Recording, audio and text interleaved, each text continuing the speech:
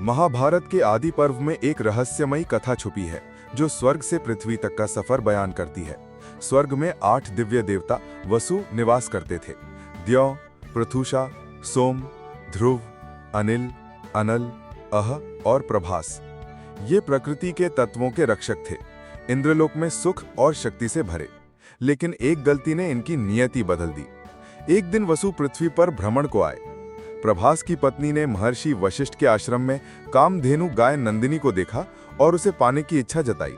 प्रभास ने अपने भाइयों के साथ मिलकर गाय चुरा ली, पर क्रोधित वशिष्ठ मुनि ने उन्हें श्राप दे दिया, तुम सब पृथ्वी पर मनुष्य बनकर अपने कर्मों का फल भोगोगे।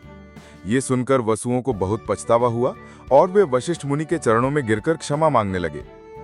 वशिष्ठ मुनि ने दया दिखाई और कहा, 7 वसु जल्दी मुक्त होंगे, पर द्यौ को लंबी आयु भोगनी होगी।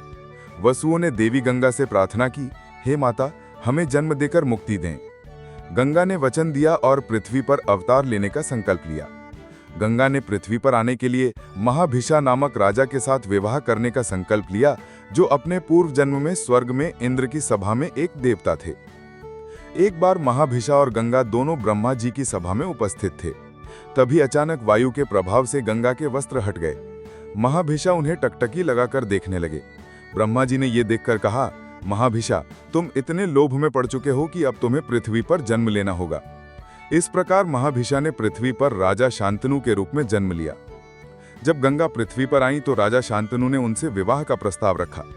गंगा ने कहा, मैं तुमसे विवाह करूंगी, लेकिन एक शर्त है, तुम कभी भी मेरे किसी कार्य में हस्तक्षेप नहीं करोगे।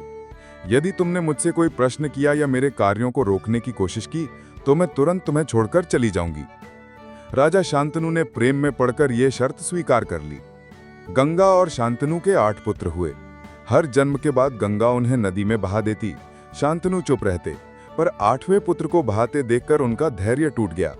उन्होंने गंगा को रोकते हुए पूछा, तुम मेरे पुत्रों को नदी में क्यों बहा रही हो? ये तुम किस कारण कर रही हो?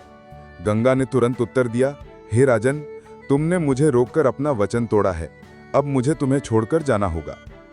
गंगा ने जाने से पहले राजा शांतनु को पूरी कथा सुनाई कि वे 8 पुत्र वास्तव में शापित वसु थे। उन्होंने कहा, मैंने पहले 7 पुत्रों को जल में बहाकर उन्हें उनके दिव्य स्वरूप में लौटा दिया, लेकिन ये 8वां पुत्र द्यौ वसु अपने कर्मों के कारण पृथ्वी पर रहेगा और एक महान योद्धा बनेगा। ये कहकर गंगा अपने 8वें पुत्र को लेकर अंतर्ध्यान हो गईं। वर्षों बाद गंगा पुनः प्रकट हुई और अपने पुत्र को राजा शांतनु को सौंप दिया। ये पुत्र आगे चलकर गंगा पुत्र देवव्रत या भीष्म पितामह बना, जिसने महाभारत में महत्वपूर्ण भूमिका निभाई। ये कथा हमें सिखाती है कि कर्म का फल अनिवार्य है, चाहे देवता हो या मनुष्य। गंगा ने करुणा और मुक्ति का मार्ग दिखाया और भीष्म ने इतिहास